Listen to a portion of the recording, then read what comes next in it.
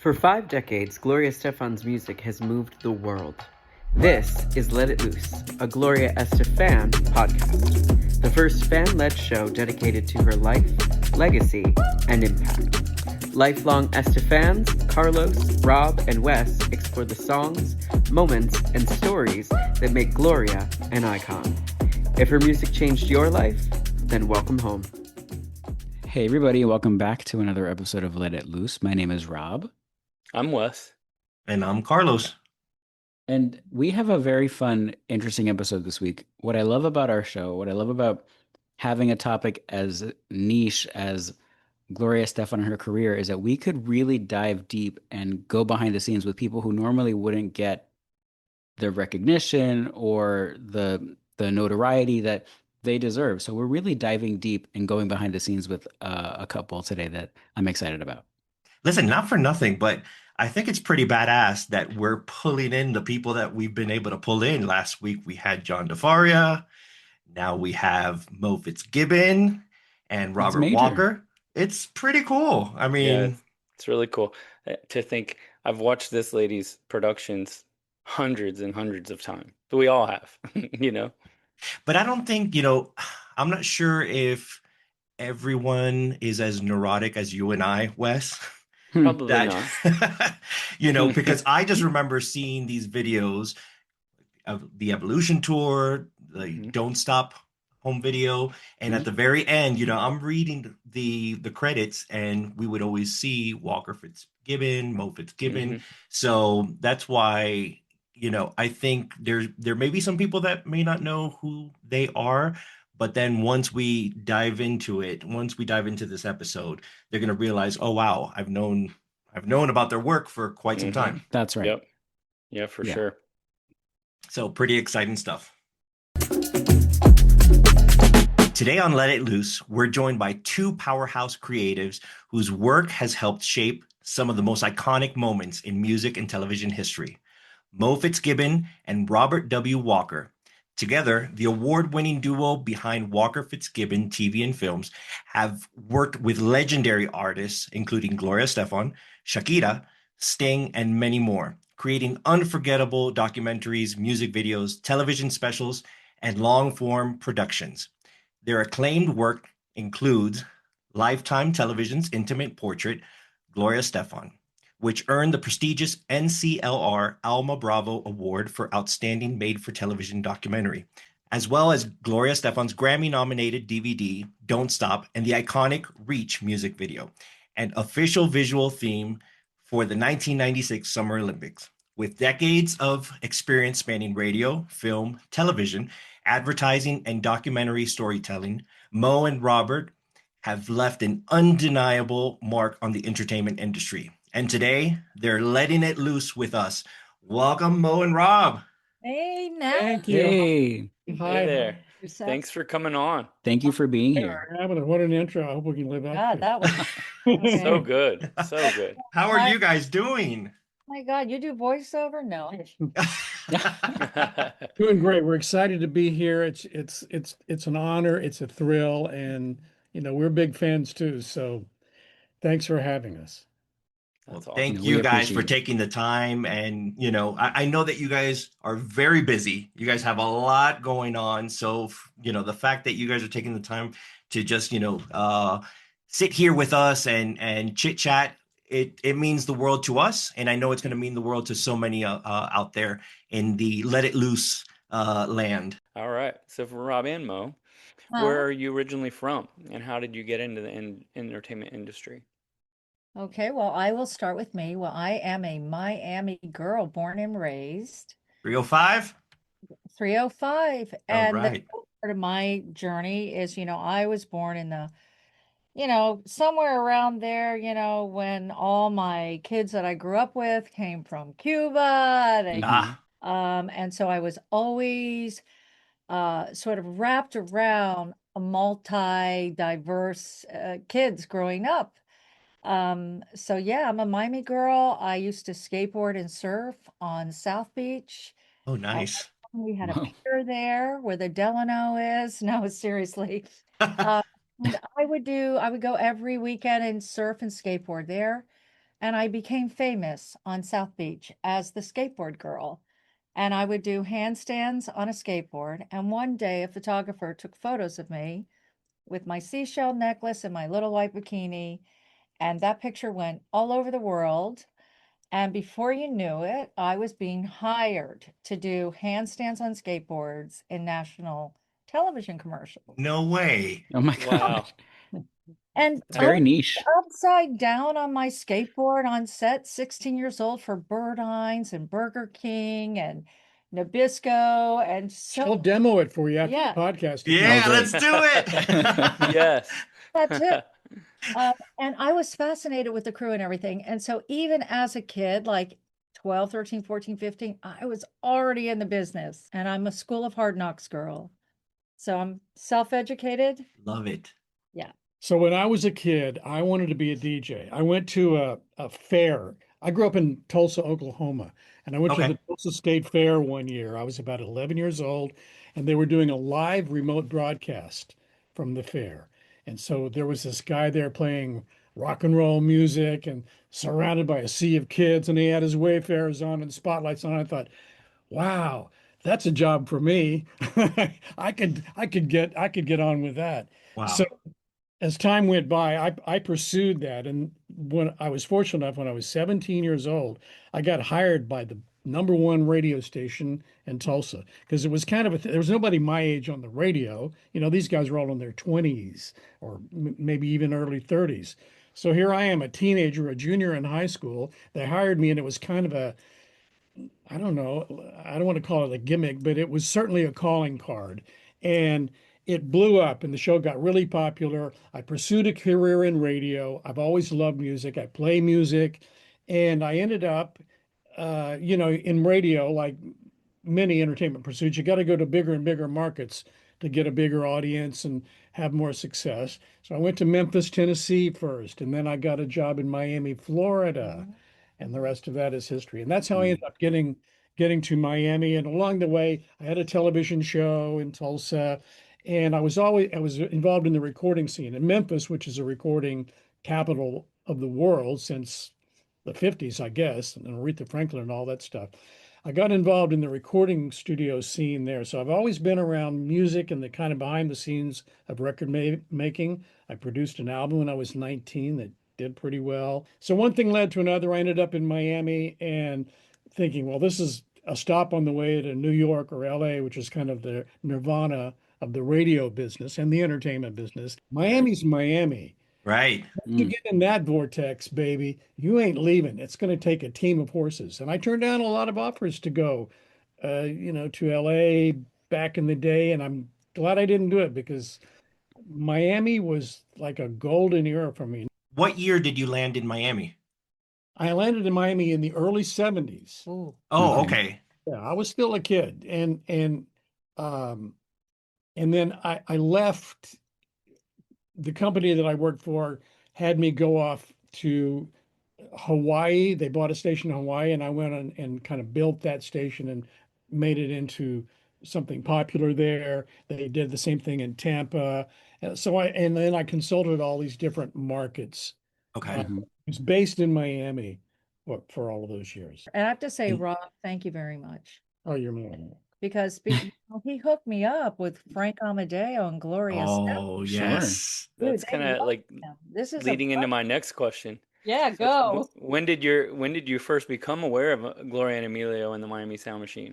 The Miami Sound Machine, as is well documented and well known, was kind of like in Miami. They were sort of like a wedding band. They did quinceañeras, they did bar mitzvahs, and they were just like a local kind of club group and stuff. So I was aware of them way early on. And then they would go to South America and play arenas, right? They Incredible, right?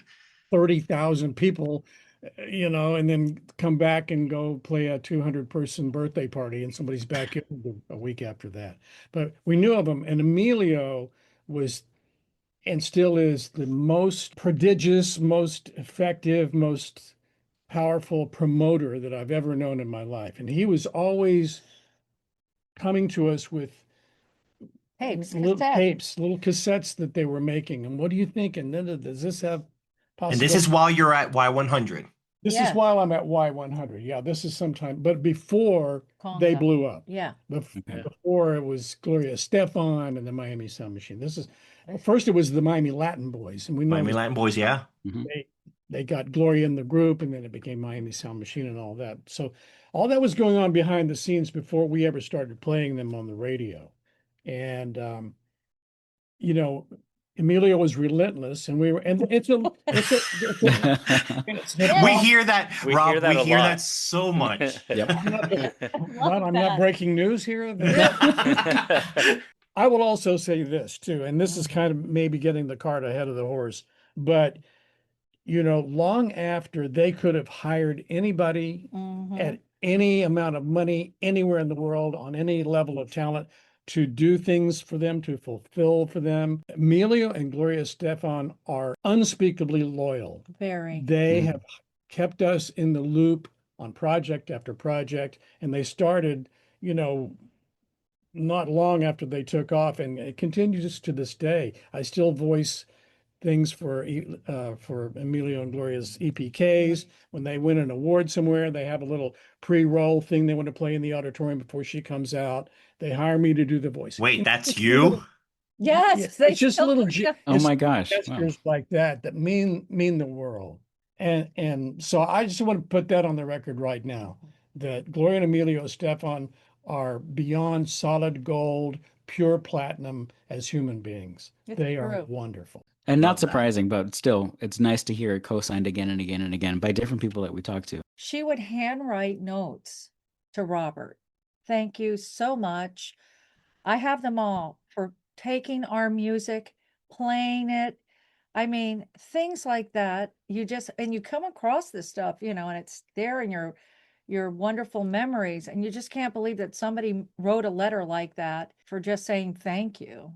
But again, How beautiful is that? that's also the things that nobody knows about behind the scenes that they do on a personal level. You probably know a lot about that, Mhm. but they obviously don't want to publicize it and be public about it. It's just something that they do because they can and they want to, and that's what they're about. And they Just give goes to show the type of people that they are. I've met a lot of and worked with a lot of big names, big names. But I've been in the right place at the right time. If it hadn't been me, it would have been somebody else.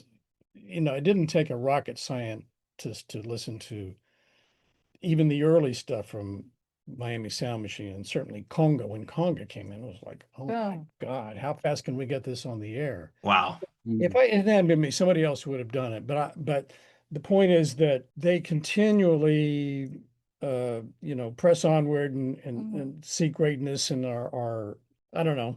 I feel like I'm beating that horse to death here about the quality of them as human beings. But they're tough taskmasters too. They're perfectionists. So I'd love to make sure that we say something about Amelia. If it's in here, same with her. If this is it, no, she will start directing on set. I mean, she will get off of that set and say, no, let me explain. This is how I want it. I saw the crane coming in. She understands camera moves. She writes her treatments. So Incredible. everything, Yeah, this that is- show, That's amazing. these big That is shows at amazing. Caesar Palace. She did Caesar Palace. Yeah. Mhm. Yeah, yeah. So And when we did you saw- first meet them? Okay, they love Rob because Rob is their brother. You have to understand, he's a baby boy together with them in 1981 from the beginning of time. Like they love him. And so I'm his girl now. Frank now gets hired to be the media director. Frank and Rob are like brothers. Mhm. And Frank wants his own machine, his own talent, his own team of people. So Right. Rob said, Got it. Fitzgibbon. She will come in here and she will be your right-hand man. That's correct. And that is how it started. Frank Yeah. Amadeo so I'm at Y100, which for people who don't know is a big radio station in Miami, Florida. It's still a big station there, but back in the day it was beyond. And so and it was a station full of Ryan Seacrest level talent, right? And so it was a big cultural touchstone. This is before Pandora and before Spotify. Yeah. Right. This is really like the boom of radio, like the greatest moment for Yes. DJs and for people to get their music out there. So we would love to hear all about what it was like in the 80s in the You music nailed it, scene. Rob, when you said it was the thing. It was a Mhm. cultural icon. So I had been on the air there for some years at that point, and then they they made me program director of the radio station. And I took that on. I was telling a friend of mine not recently, I said, back then I voiced all the promos. I wrote all the promos. I voiced all the promos. I produced all the promos. I was the program director and I was on the air 4 hours a day. So I was insane. But the owners of the radio station were very smart because they had a 4-for-1 deal. Exactly. Yeah. It's like, wow, they were really smart to do that. And I did it because I was still living my dream. That little 11-year-old boy Sure. that saw that remote at the Tulsa State Fair, it still blew me away every day to get in front of that microphone and to go to personal appearances and have a sea of people. And, you just had communion with people that is incomparable to this day. So anyway, this kid came along, very young. I don't know, he was probably 18 maybe at the time, 17, 18 years old. And he had a certain spark about him. 16, Was 16. he 16 years Said he old? was 16, Frank. Yeah. He came in and he worked in the music research department. We had a team of young people who would make calls to the record shops and they would survey high school kids and college students, and we had this whole back channel of information coming in to us from the audience. And Frank Amadeo was that boy, and he came in with his heart on fire and his Dude. eyes ablaze, and this is what I want to do. And we gave him a job because he was not to be denied either. Yeah. And he Oh, wow. became Wow. an invaluable employee, and we became partners and colleagues. So by the time Emilio was bringing tapes around, Frank had graduated to become the music director of the radio station. He had been the assistant music director, and then he became the music director. So I was the program director. Frank was the music director of the radio station, and we made the decisions on what was going to be played on the air and what had possibilities and what wasn't quite ready for prime time. And so that's how I met Frank Amadeo and how our relationship started. So he was an invaluable part of the thing. And he said to me one time, this is a little anecdote that has always meant something to me. He told me at one point he had a friend who was the promotions director at KISS FM in Los Angeles, big radio station, gigantic, the Y100 of LA, if you will. Mhm. Yeah. So this friend of his came across this female talent, this girl who said, wow, this girl's so talented. I think I want to manage her. And she became Paula Abdul. Oh, wow. Wow. Frank Wow. says, my buddy's got this girl, Paula Abdul. She's really, blah, blah. And then Paula Abdul became Paula Abdul. And Frank said, I wish I could do something like that. That would be, to me, this was in one of our late night Yeah. reveries. We were talking about life and where we wanted to go and how amazed we were at how well we were doing, and said, yeah, there's bigger things, If I could do what my friend Michael, or whatever his name was, with Paula Abdul, that would be my dream come true. So to see him years later not only become intrinsic to the Este-FAN machine, Yes. but to become president of Este-FAN Enterprises, he lived the dream bigger than I ever did with mine, So it was like Disneyland, our And- careers. Not just that, but he wanted his own baby doll. And he Mhm. loved Gloria because he could dress her up and give her the vision. No, seriously. Yeah. Oh, He wow. had Wow. his photo shoots were out. The things that they came Incredible. up together, you've seen some of it in my DVDs that I produced for them. We captured some of those where they actually transformed her. There was just something about him. And so tastefully. And It's So yes, an artist. Yes. yes. He was an absolute artist as well as a scientist. I told you about his research background. yeah. He was an artist, and he could have been president of the world. He was such a delightful Mhm. He really was. I never met a person in my life who Right. had a single bad thing to say about Frank, who not only didn't have anything bad to say about him, they actively loved the guy. Yeah. Mm. as So, that I, yeah. of course, but and everyone who ran into him was a fan of Frank Amadeo. Right. So when he gets this job, well, Mm-hmm. first of all, you guys together, you conga and Doc the Beat, the two of them, you know. Which segues us perfectly into my next question because, Yeah. you have a lot of like visions of like when they talk about radio on TV and like the phone lines are going crazy. Everybody's blowing up our phone lines after we play a song. And that's kind of how it has been in my head when Miami Sound Machine starts getting played on Y100. What was that era like? And did people receive it in the way that I've been picturing my whole life, that it was just like a boom like no other? Whatever you think it was, Yeah. times it times 10. Really. Oh, wow. Really? Wow. It was Beatlemania.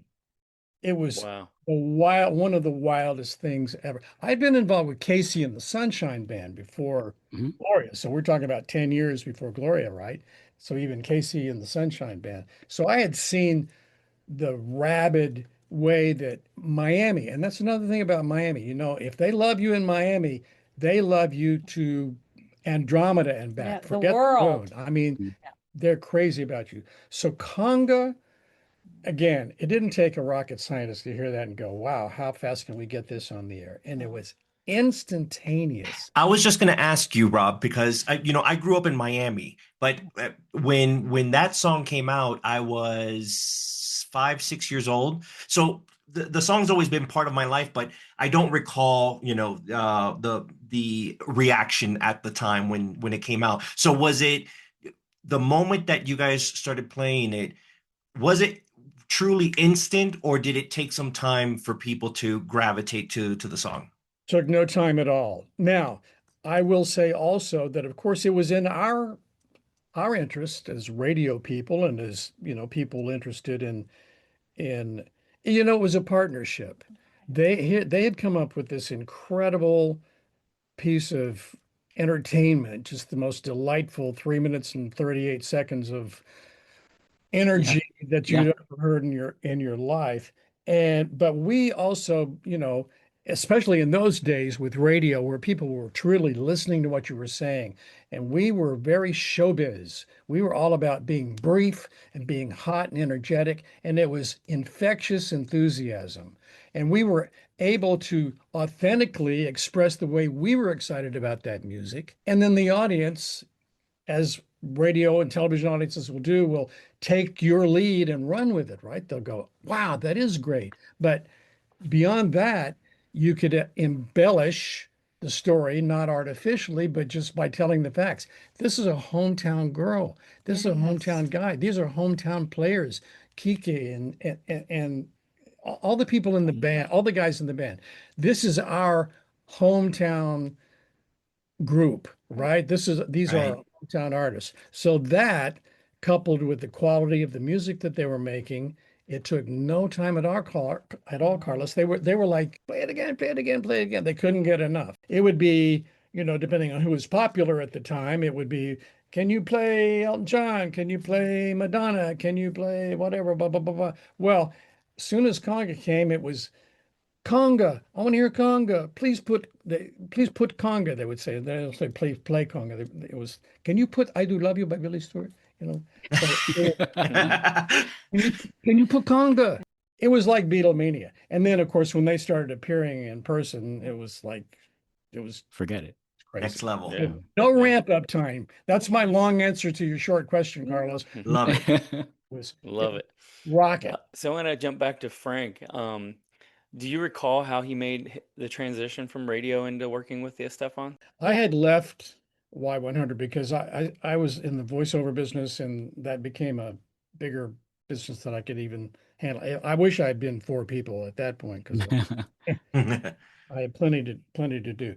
And Frank had been made program director Yeah. at Y100, and then so Doc the Beat. he climbed the ladder. Then this is before Este-FAN, right? Yeah. But he obviously knew them. We all knew each other. We'd worked together for years at that point. Right. But he got hired by, I think it was Elektra Records. And he was on the promotion side of it because he understood radio and he knew a lot of people in radio. Right. And so he got a job in the thought it was- promotion, in the national promotions department of major recording label. So he had gotten out of sort of the day-to-day of radio and was in the on the record side of things. Management. Obviously, Emilio and Gloria had known him and known of him. Well, then when they saw what he could do in terms of the other side of the fence, so to speak, not the showbiz, kind of the promotional side, the planning side, the strategic side, how to put together artistic, authentic, motivating, energetic, all the things that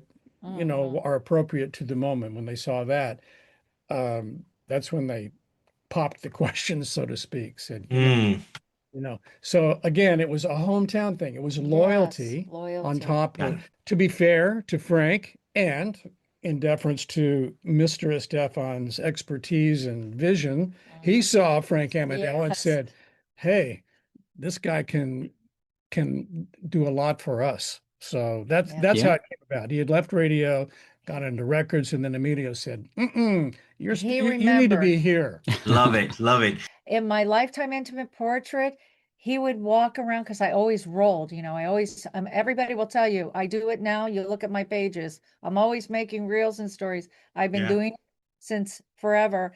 And I would have the camera running and you could hear him literally go, we didn't pick that song. Why is she doing that song? Her show. And she is telling her story. And this is about the things she wants to tell him, not you, Frank. And we could hear us a little bit back there. He's like, oh, that's not the one I wanted. That's what I love about people who work so seriously and take their work so seriously, like Frank, like the Estefans, like you both. So Mo, you talked a little about, you met them in the early 90s. Was that also when you started working with them as well? Was that like your first project was 91? Yeah, the first one. Oh my God, I got in trouble. Uh-oh. Okay, so Frank brings me in because Rob and Frank and everything. And so my first task was to set up a 3-camera switch. We called them switching. They were called flyaway packs because we would make packages where there are 3 cameras. You get a medium, a wide, and a close-up and different angles. So we do that. And it was all about the making of the album Mi Tierra. And that went very well. And that was fantastic. Then the press machine started. I had no idea what I was in store for. Okay, because this is my first time working with Emilio. And we were way down at Crescent Moon, which is Bird Road and Palmetto. It is so far. And what happened was you'd have the 5 o'clock news at Telemundo and Univision. And Emilio was a very, very big fan of getting real footage from the real moment and driving it to the station to get to the news desk, literally at 3 o'clock at the Palmetto, full traffic. He's got 100 people at Crescent Moon. And he's like, we got to get the tape to Telemundo. And I'm like, okay, but it's 2 o'clock. We do whatever we can, but we still have to clean it up and edit it. Okay, get it there and da. So we edit the tape live. We leave the event. We go to an edit facility down the street, cut it. The tape is making its way, and there was a traffic accident on the Palmetto. Oh, no. Of course, the tape did not get there for the 5 o'clock news. Oh. And I got a shellacking. And it was like in Cuban and everything, couldn't tell, whatever. We got to get the tape, da. And so that was the last time I made sure that the tapes left at 1 o'clock instead of 2 o'clock because we got the 2-hour traffic. What a different world, though. Like we've come such a long way now. Like you said, zapping it in an instant. You gotta exactly. You can airdrop anything. So that would be that. And so it was started with Mi Tierra and his first directing, and Gloria writing Mi Buen Amor was my first video.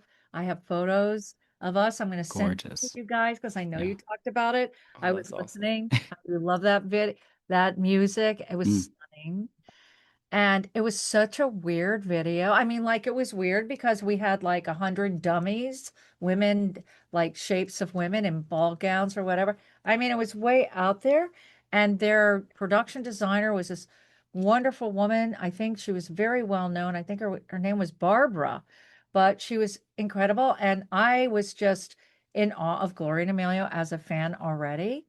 but it would be me, Tieta, and then from there was so wild. Frank and I connected. He knew that I knew how to take a budget and line it up and also understand his vision and theirs and the story. I would storyboard things.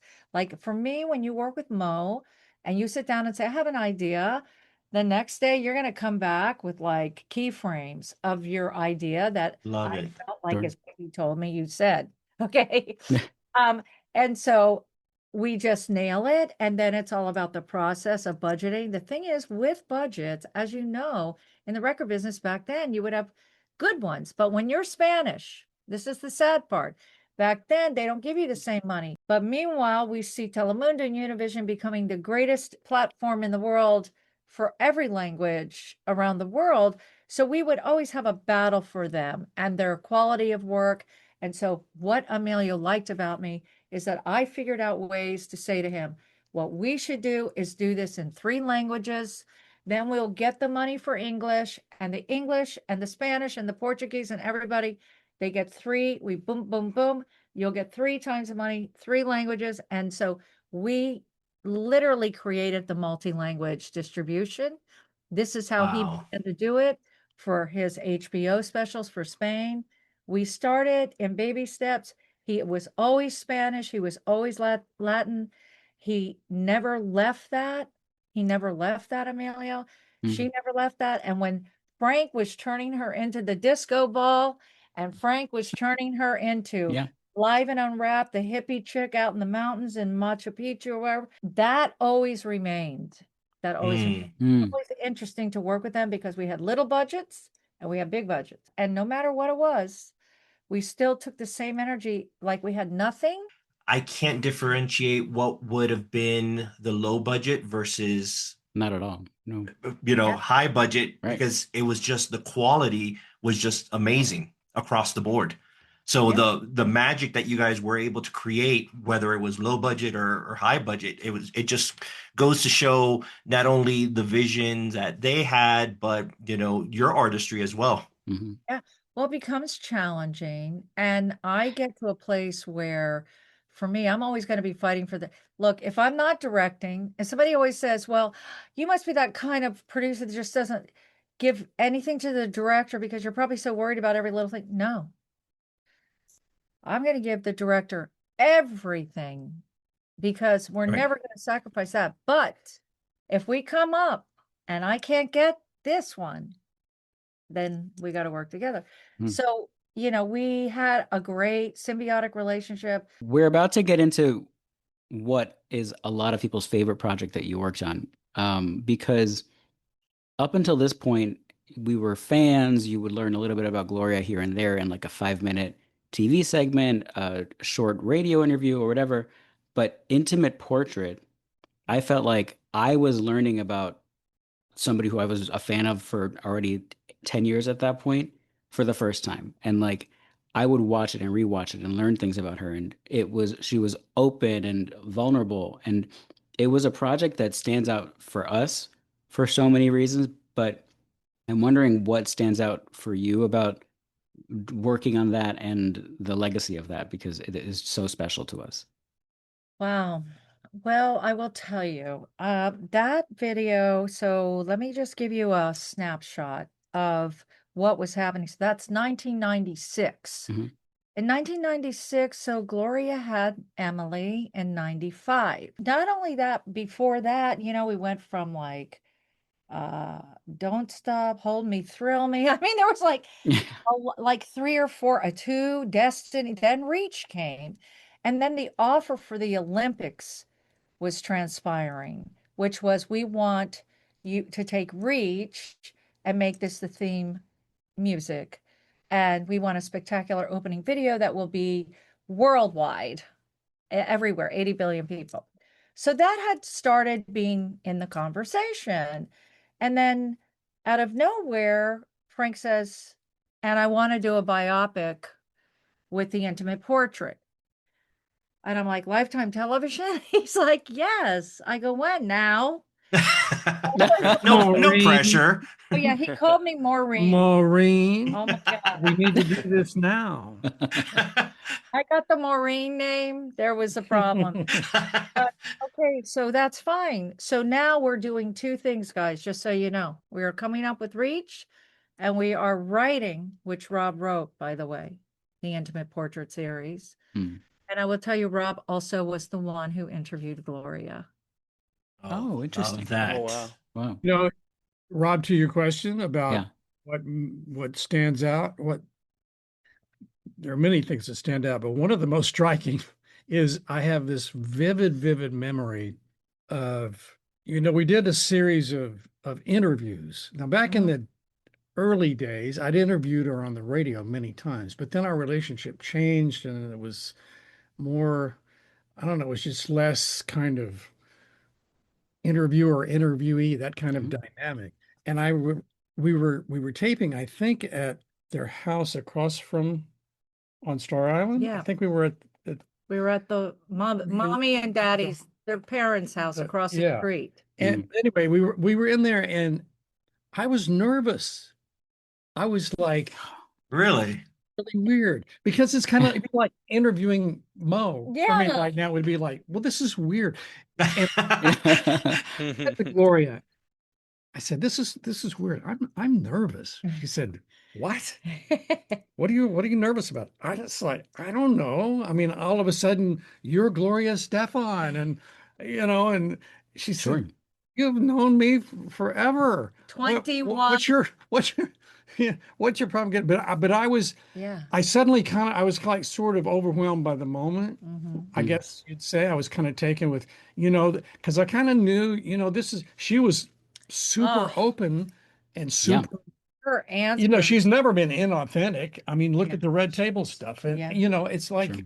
but at the time it just kind of hit me. I can usually detach myself from that because I've done it a million times and I've interviewed a million people. I'm not sort of starstruck, but for a moment I was starstruck. Starstruck. Yeah. It's like, oh my God. Interesting. But it did feel conversational. There was a wall that was dropped because had it been someone that she wasn't so familiar with, maybe it would have been more buttoned up, but that came across. Totally. And I think So organic. Yeah. yeah, Oh yeah. I think you're Okay, right. since I was there, we shot when everybody's doing tape, we're still saying, let's shoot this in film. So that part of that documentary is shot in film. Mm. The playback of her performances, singing and a cappella, are all in 16mm black and white. But let me tell you a story that only so many of us know about for the Intimate Portrait. I was with her mother, who, Mrs. Fajardo, Mm. she was a wizard. I can't even know how to describe it. But we were sitting there chatting. It was all about setting up for the documentary and interviewing her. And I said, I wish there was just something that we could bring back from the past. And she goes, wait a minute. I have something, I think. You help me find it? I go, absolutely, because, that's my job. Everything. I go in the closet. I go to the very, very top on the ladder, and there is a shoebox up at the very, very top. We open it. It is all the recordings, all the songs she played for her father. Wow. Oh, wow. All the Yeah. little- I think, if I'm not mistaken, I think that was the first time that we as fans got to hear those recordings. Yeah. I may be wrong, but I feel like that if memory serves me. You're not wrong. No. We find these tapes. Nobody heard them. Gloria never heard them. 30 years. Everybody, the sister, Becky. Oh my God. I sat there. I hit play with the mother. We couldn't even talk. Oh, wow. No, of course. Wow. Then I send the tapes to Gloria. And that was it. That was like those tapes and that connection and seeing that. Why we were making that, we're talking about filming 36 days. There is a tour being prepared for the Olympics. She will be opening at Atlanta. In Atlanta, she is going to open that. That was happening. The video was happening. Intimate Portrait was releasing at the same week. This is the geniusness of Frank Amadeo. He had it all planned. Olympics, Lifetime intimate portrait, everything. Boom, boom, boom. No pressure, Mo. No pressure at all. By the way, when we delivered the Reach video, the big Grand Poobah guy from NBC Sports, he had an issue with like 3 shots or whatever while we're like ready to deliver. And I'm like, dude, you've had this like 7 days. We had to go back and re-layer. Back then it was like 100 hours, these layers of Olympians against her on this statue in the middle. Oh, yeah. And he's making changes 3 days before. And then the credit roll on the intimate portrait had Emilio Estefan Instead of Este-FAN. out Oh, the no. and we're resending world Oh, no. Oh, my gosh. I mean, I was losing my you know what. And Oh, my God. like, Well, you had a lot going on at that Yeah. time, because then you know, as you mentioned, she goes on tour. So there's the Evolution tour, and then there was a big day. So the Evolution concert was filmed in Miami during HBO's Miami weekend yes, in September of 1996, and you're credited as the video producer. So what was it like working on that project? And I know that there was some stuff going on behind the scenes that day, the day of my God, that the girl. concert. I've worked with a lot of people, okay? And these people pick up the cables on the set. There is nothing that they will not do. But this had been planned like there was nothing that you can imagine. And it was 16 cameras. It was a live feed, live, Live. This is not pre-taped. Gloria was working so hard. It's like, when do you guys give her a break? I'm just saying, this is the business. This is when you're releasing an album, you don't stop. You got to release the record, do the photo shoot, get the video, go to the record source. This is life. This is what you buy into. This is who you are. I don't care. Right. Top 10, you have 3 Grammys. They never thought that way. They would do it. Anyway, she had felt, I guess, under the weather, you know, and got sick. Yeah, because there And were a few days that had to be a few dates that had to be canceled prior to that Miami weekend. not that Prior to the Miami, I didn't even know that. no, that Yeah. they went. She shot, and she had They to. did 2 nights. They did 2 nights, but she went on and did the live. Sick, whatever. This girl stood the test of time. Sometimes we have to do that when we have that kind of thing on the line. Yeah. You're talking about network, HBO, 16 cameras, Spain. This is not a little merry-go-round, okay, folks? So there's big stuff happening, big stuff like that. Today, we see them release a whole new album. And what are they doing? They are out there selling that record. They are doing it. Absolutely. My memory of that show is editing it, and Oh, yeah. Oof. you know, we had our own facility at the time, and we were, you know, we weren't really part of Crescent Moon and Este-FAN Enterprises. We were a separate entity, and so we were offlining. Offlining is the process of doing the editing, but not in its finished form, not at highest resolution, ready for broadcast. It's making the cuts, telling the story, putting it all together. Yeah. And then at one point it became, and again, we didn't have electronic transfer. So we would do little segments, do little sections Vignettes. of the video. And then we would have to, you know, courier them across town, and Amelia would look at me and say, okay, you need to change this, but you know, 1,000 instructions, come back. Okay. And then it got to the point where it was inefficient, and we were all being driven crazy about it. So we picked up our whole technical package, computers and equipment and sound and stuff. And we just moved in at Crescent Moon for a few days because the deadline was bearing down on us. And I was in a little room off to the side of their main edit bay. They had full broadcast quality edit equipment there. And we were in a room next to that. So I'd go and I'd cut, send it over to the edit bay, and then the online editor would put it together and it's not quite right, send it back. And it's a silly story. One night we were there, I think we'd been up for 5 a.m. We watched Wow. 8 hours or something Emilio, and trying to shows get this up done. at 11 o'clock. I'm like, are you at 11? Yep, we got to meet. We got to go over everything. We got to do. And this editor and I were so delirious. We start laughing. You know how you get the giggles, and then you don't know why you're laughing, and then you're laughing about the fact that you're laughing, and there was nothing involved other than fatigue. Yes. I mean, Sure. I can imagine.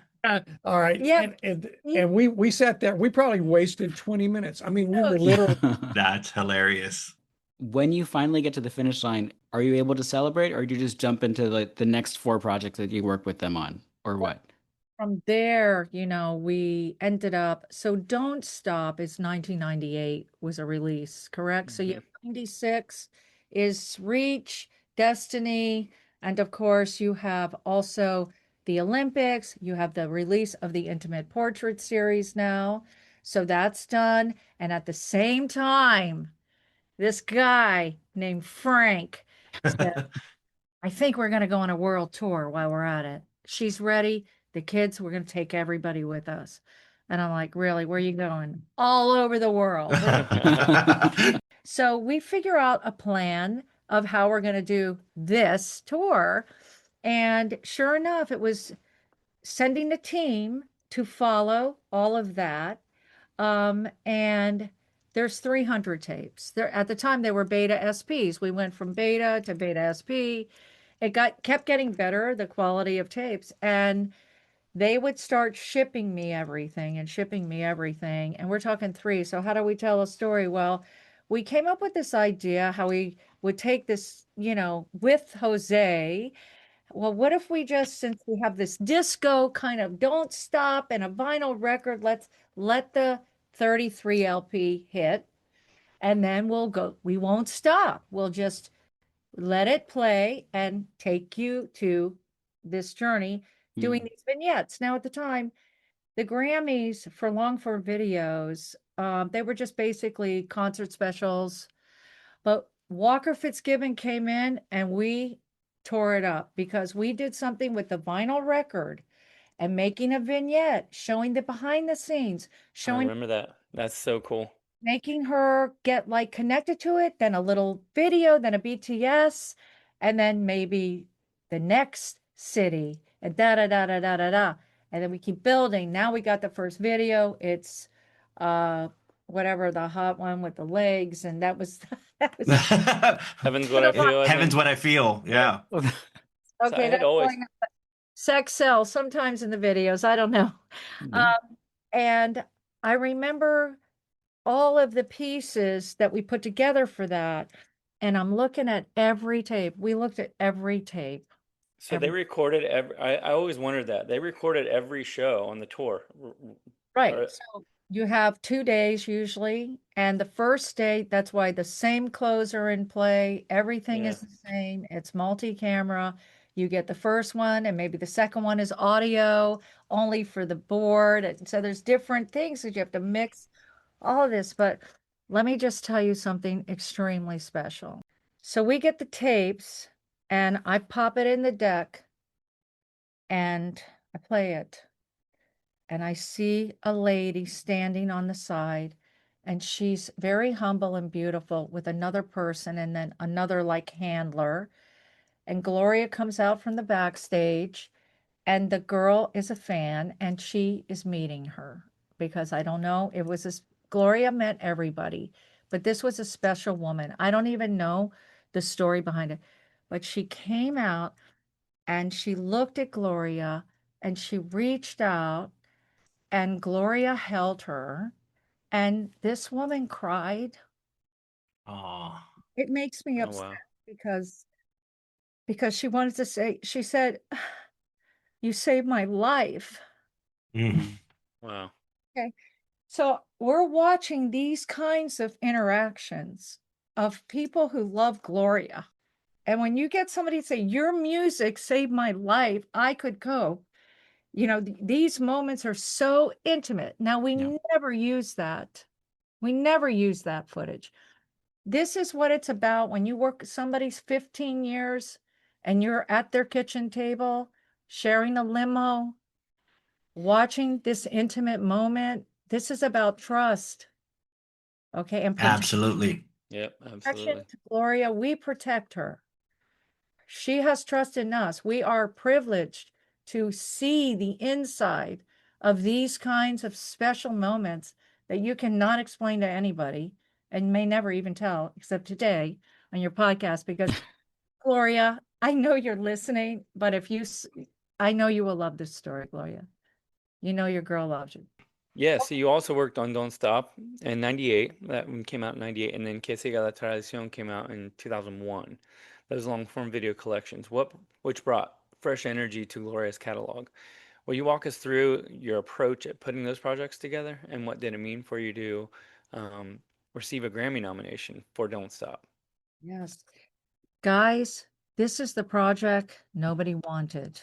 Let me explain. When you love people, you're not always going to get the biggest jobs, the biggest budgets, the biggest everythings. They're going to be using other directors. They're going to be working with, other teams. But when I get asked to do anything as special as making somebody's story of their journey, like Gloria Estefan, I will not turn that down. And so when Don't Stop came along and we had that tour in front of us and everything, we talked about this. Remember, how are we going to make this cool? Right? Sure. This guy is my editor. So if you want to know who edited Don't Stop, you're looking at him.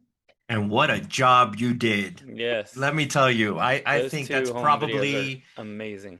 we have all the videos, right? We have all the videos, Yes. all the DVDs, all Wes has the what do you call that? The Laser disc. the laser I have- disc. And the DVDs. I have all the formats. But yeah.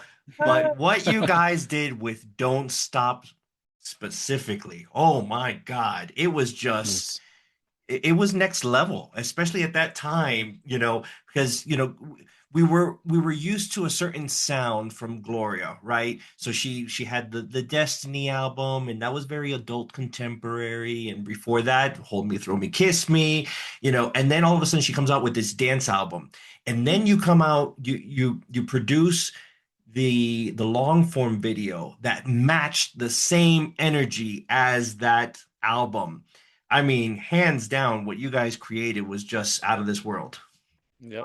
Thank sure. you. That's a high compliment. But I also have to say that sometimes these things almost write themselves Exactly. because you just kind of get caught up in the energy. Songwriters will tell you Mhm. they don't know where songs come from. Sometimes they dream them or they'll start with an idea and then in 15 minutes they've written Hey Jude or whatever. It's Right. Yeah. it's like a self-fulfilling prophecy. So, when we work on stuff, certainly when I work on stuff and when we work on stuff together, we just make what we want to see. Exactly. You just Yeah. make, Mm, and it's sure. kind of obvious to me. Mm-hmm. I just make what thrills me to see. Yeah. Yeah. And again, it gets back to that old radio thing. It's like infectious enthusiasm. If I put out that energy, you either get it or you don't. And Yeah. if you do, you really get it because it comes from an authentic place of fandom, of appreciation, Yes. of artistry. So Yeah. that's why. But I do thank you for that. Yes. Yeah, it's just, everything that you guys have touched, and I do mean this from the bottom of my heart. It has always felt so fresh and so cutting edge.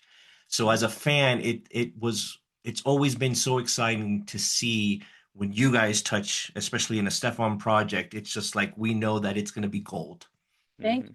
I will also say this too, with these both Don't Stop and even Live and Unwrapped is us, by the way. Right. This video, okay, Que siga, yeah, que siga la tradición. because we had to now be better than this one. Mm. Okay, Wow. that is hard. That's tough. I It's bet. tough, but you did And you it. did That's it. the thing, that you guys always manage to just elevate You know, whatever you guys went on to do, the next project, it was elevated and it was better than the last, and which says a lot because it was always great to begin with.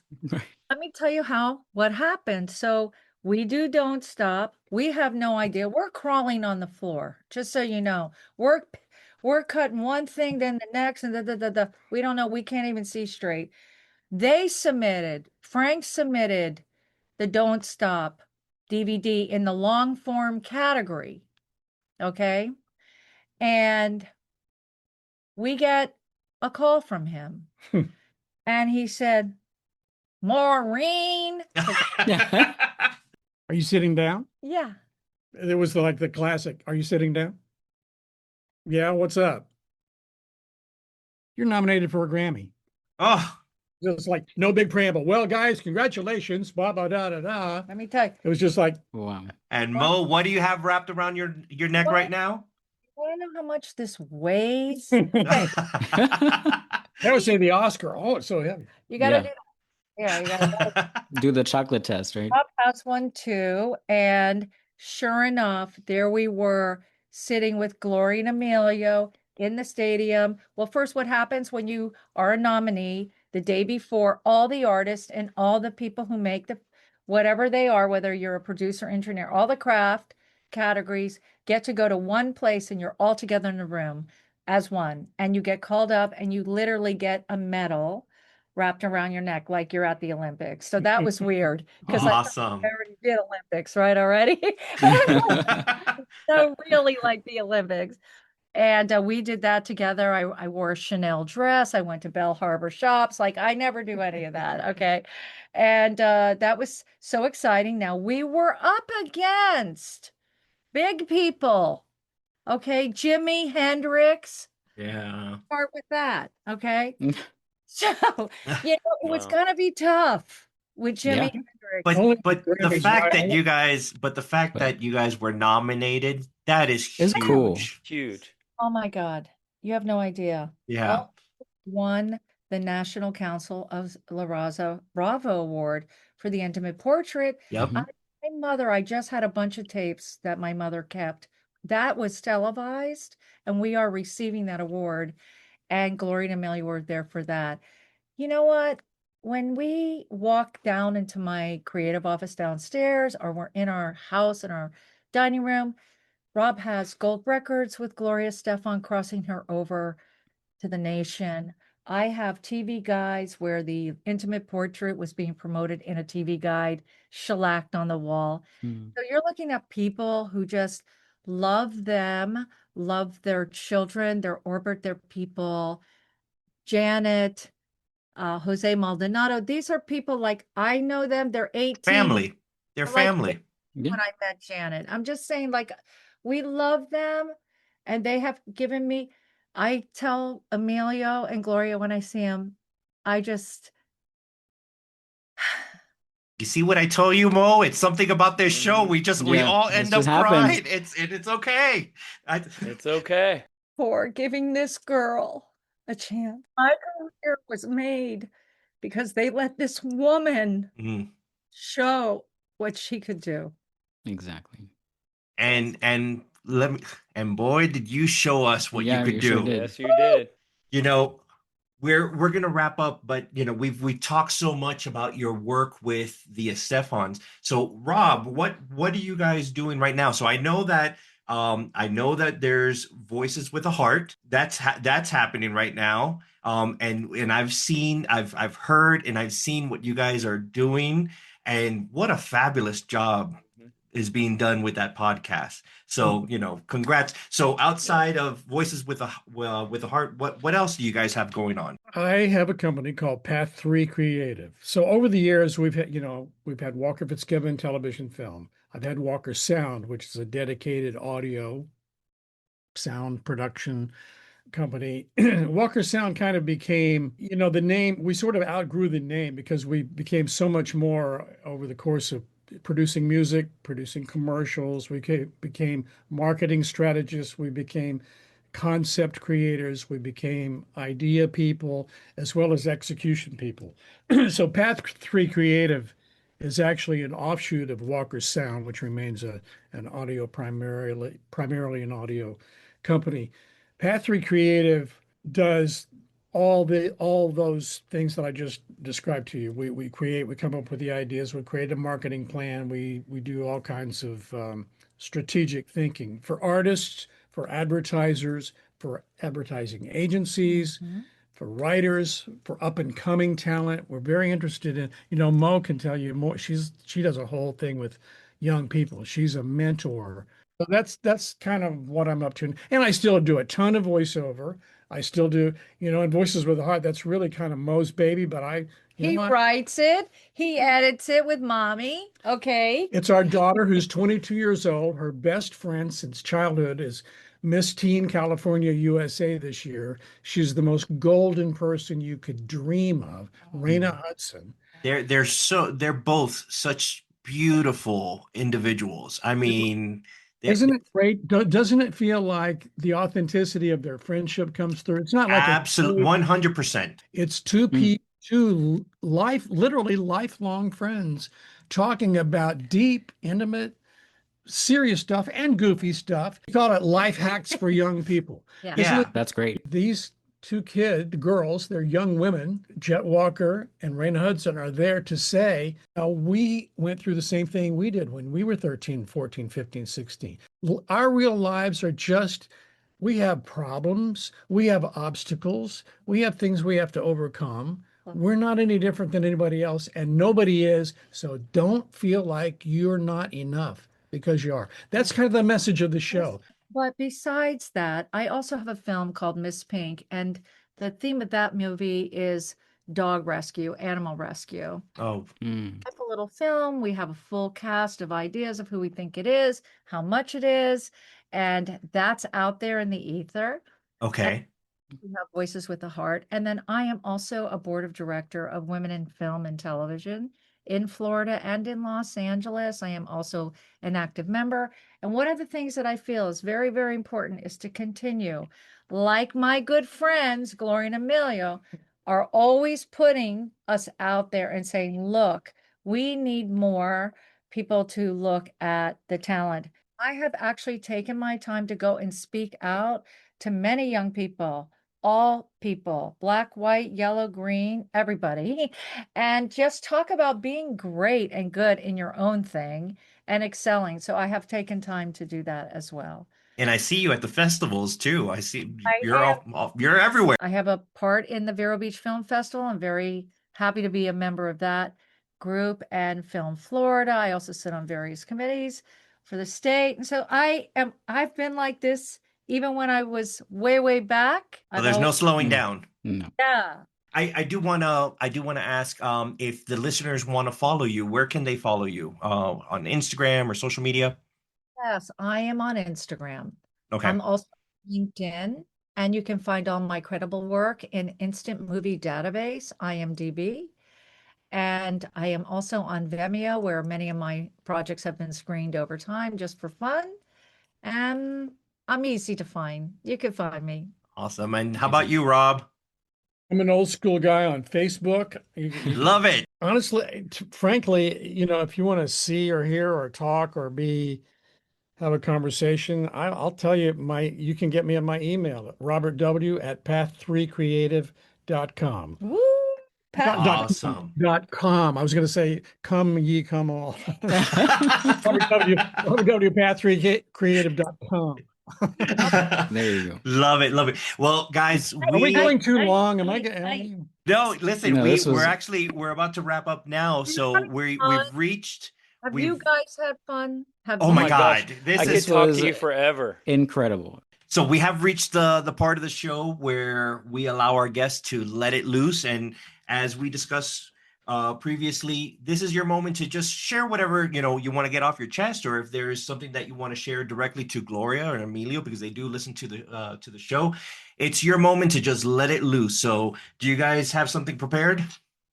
I've always sort of had I have imposter syndrome, like a lot of people do, to be perfectly honest with you. And it's alluded to in On Your Feet, the Gloria and Emilio's, stage show, which is fantastic. It's unbelievable. But anyway, I want to say this. There's an illusion in there, and Y100 is in the play, and It the is. guy, the program director says, no, this is in Spanish. We're an English language radio station. You need to do something in English, you know.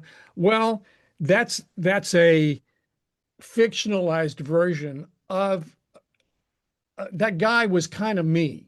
That was it. We were an English language radio station. At the time, it was like scary for us to think of playing a Spanish language song on an Right. English language radio station. Well, now, you know, that seems like antiquated, and wow, what year of the Stone Age was that?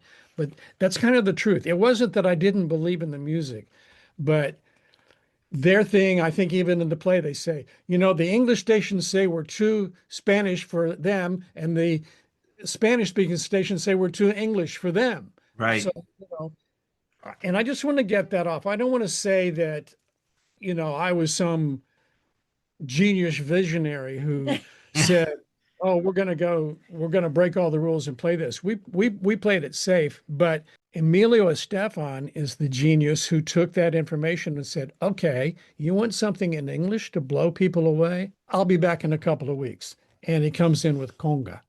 Mhm. Amazing. Oh So my gosh. I just want to put credit where credit is due and say, I'm grateful that I was there, and I'm grateful for the appreciation, and I'm grateful for everything that happened with him. And it started what has been a lifelong Yes. career and friendship and family relationship of the most golden people I've ever known in my life. Yeah. But I want to be, you know, transparent about how it really went down.